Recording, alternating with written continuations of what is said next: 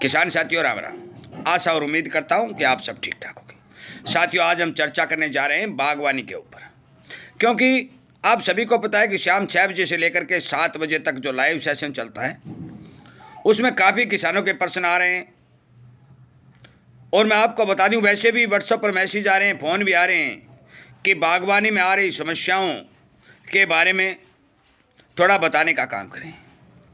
मैं बता देना चाहता हूं कि बागवानी करना और साधारण खेती करना एक दूसरे के बिल्कुल विपरीत होता है साथियों, क्योंकि बागवानी एक बहुत बड़ा जोखिम भरा काम होता है। यदि बागवानी में आपको सफलता लेनी है, अच्छे उत्पादन लेने हैं, अच्छे भाव लेने हैं, तो अनेक तरह की सावधानियां बरत के आप आगे बढ़ सकते हैं।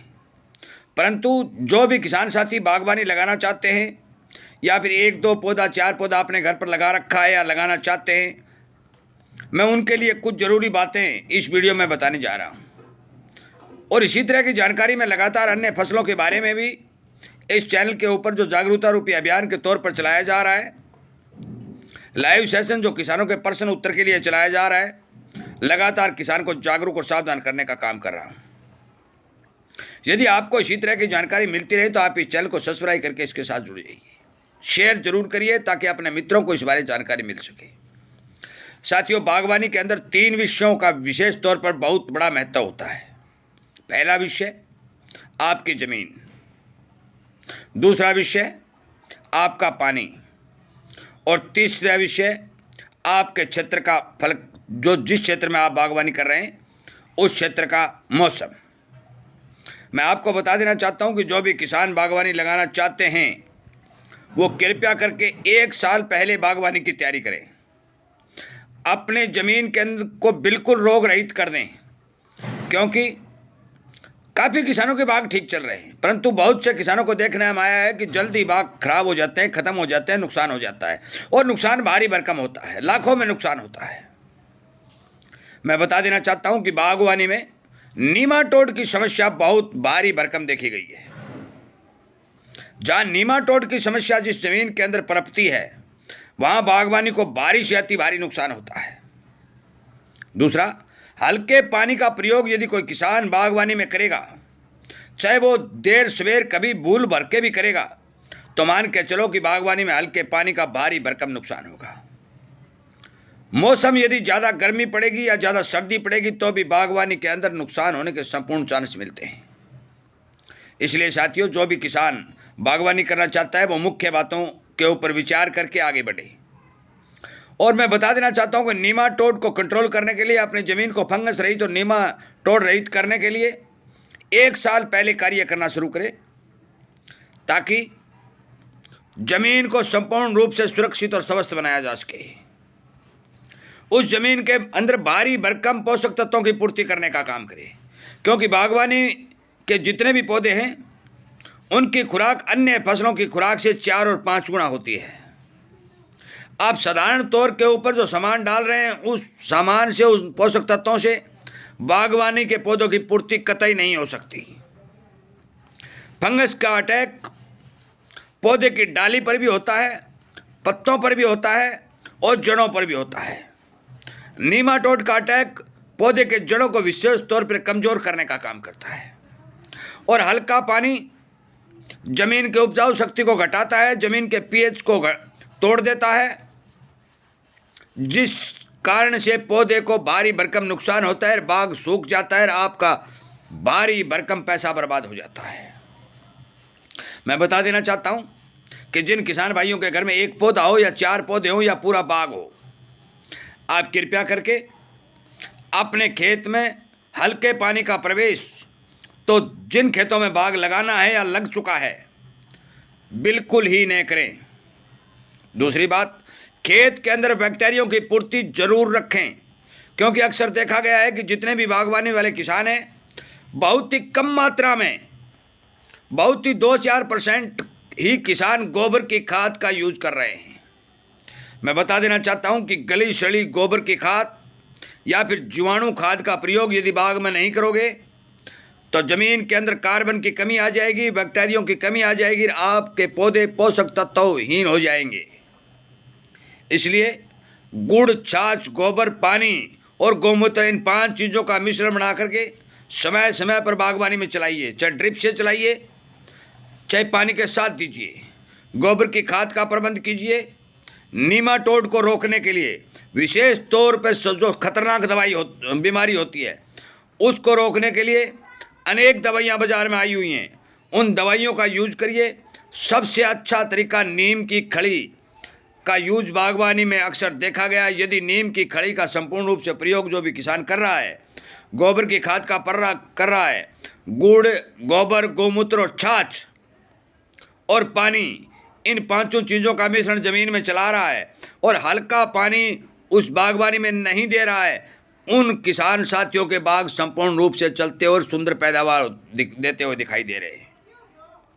मैं बात बता देना चाहता हूँ साथियों, मैं कोई फेक जानकारी नहीं देता, क्योंकि एक बागवानी का किसान यदि फेल होता है तो 25 लाख रुपए का नुकसान हो जाता है। इसलिए मैं आपको सावधानी के तौर पर यह बात बता दूं कि ऊपर की फंगस, नीला थोथा तुरंत भिगोइए, तुरंत स्प्रे करिए। डालियों के ऊपर नीले थोथे की तुरंत भिगोकर स्प्रे करने या 5-7 घंटे के अंदर स्प्रे करने से अच्छे रिजल्ट मिलते हैं। फिटकड़ी का प्रयोग बागवानी में अच्छा रिजल्ट देता है। नीम की खड़ी का प्रयोग बागवानी में अच्छा रिजल्ट देता है।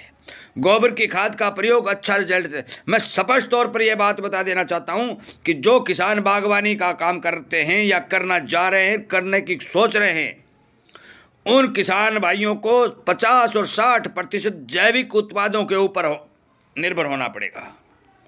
जो किसान भाई 50 और 60% तक जैविक उत्पादों का प्रयोग करके बाग को बचाने या बाग को सुरक्षित करने का काम करने में कामयाब होने का काम करेंगे, वही बागवानी में कामयाबी हासिल करेंगे। रासायनिक खादों के प्रयोग से बाग को चलाना साथियों 101% असंभव है। ये बात नोट कर लें, क्योंकि रासायनिक खादें जब तक जमीन के अंदर बैक्टीरिया संपूर्ण रूप से प्राप्त नहीं होंगे, पूरे नहीं होंगे, कोई काम नहीं करेंगी। और बैक्टीरिया बढ़ाने के लिए हमें हमारे गुड़, छाछ, गोमूत्र और गोबर का सहारा लेना पड़ेगा। यदि हम बाजार से बैक्टीरिया खरीद के ला करके खेत के अंदर बैक्टीरिया बढ़ाना चाहते हैं तो ये भी संभव नहीं है, क्योंकि हजारों लीटर हम खरीद भी नहीं सकते। चाहे वो माइकोराजा हो, चाहे वो राइजोबियम हो, चाहे वो एक्जोवेक्टर हो, चाहे वो पीएसवी हो, तमाम तरह के बैक्टीरिया जो मैं घोल बता रहा हूँ उस घोल के अंदर मौजूद होते हैं। गोबर की खाद खेत के अंदर कार्बन बढ़ाने का काम करती है। कार्बन बैक्टीरियों की खुराक होती है, जिसके कारण उन्हें बढ़ने और मल्टीप्लाई होने में ताकत मिलती है। स्पष्ट तौर से सीधी बात साथियों ये सुन लें कि जिस खेत के अंदर कार्बन की मात्रा अच्छी है, बैक्टीरियों का संचार अच्छा है, अच्छा पानी लगता है और ज़मीन अच्छी है, मौसम सूटेबल है, वहाँ बागवानी कामयाब है। इसलिए जो भी किसान साथी बागवानी करना चाहते हैं तो एक बात विशेष तौर पर ध्यान रख लें, 1 साल पहले ही हल्का पानी अपने खेत में बंद कर दें। 1 साल पहले ही नीमाटोड और दीमक व फंगस को ख़त्म करने के लिए दवाई, जिस तरह से मैं नीम की खड़ी, सरसों की खड़ी, अरंडी की खड़ी, फिटकड़ी, गुड़, छाछ, गोबर आदि का घोल और अन्य दवाइयाँ जो नीमाटोड को कंट्रोल करने के लिए बाजार में मिल रही हैं, उनका यूज करना शुरू कर दें। स्पष्ट तौर पर बता देना चाहते हो साथी, नीमाटोड, फंगस और दीमक, इन्हीं को संपूर्ण 1000% कभी नहीं मारा जा सकता, कंट्रोल किया जा सकता है। और कंट्रोल करने के लिए बागवानी किसान को रात और दिन एक करके मेहनत करनी पड़ेगी। कुछ किसानों में के खेतों में ये समस्या नहीं है। जिन खेतों में ये समस्या नहीं है उन किसानों को ज़्यादा मेहनत नहीं करनी पड़ती, परंतु जहाँ ये समस्या पनप चुकी है, या तो किसान उसमें पूरी मेहनत करके इन 2-3 रोगों से बचाने का काम करेगा या फिर बाग से हाथ धो बैठेगा। हल्का पानी जो ही बाग के साथ पौधे के साथ संपर्क करेगा, मैं आपको विशेष तौर पर बता देना चाहता हूं कि पौधे को गोली मारने के समान हल्का पानी काम करेगा। आप बिल्कुल थोड़ा पानी भी लगा देंगे तो भी पौधे को भारी भरकम नुकसान होगा। ज़्यादा गर्मी और ज़्यादा सर्दी से बचाने के लिए मैं स्पष्ट तौर पर बता देता हूं कि गुड़ और छाछ की स्प्रे लगातार जो किसान भाई अपने बाग के ऊपर करता रहेगा, तो उन पौधों को ना तो गर्मी ज़्यादा दुख दे सकती है और ना सर्दी ज़्यादा दुख दे सकती है। क्योंकि जो छाछ की मात्रा मैं बता रहा हूँ, उस छाछ के अंदर अनेक प्रकार के पोषक तत्व मौजूद होते हैं और उसके अंदर हजारों प्रकार के बैक्टीरिया मौजूद होते हैं।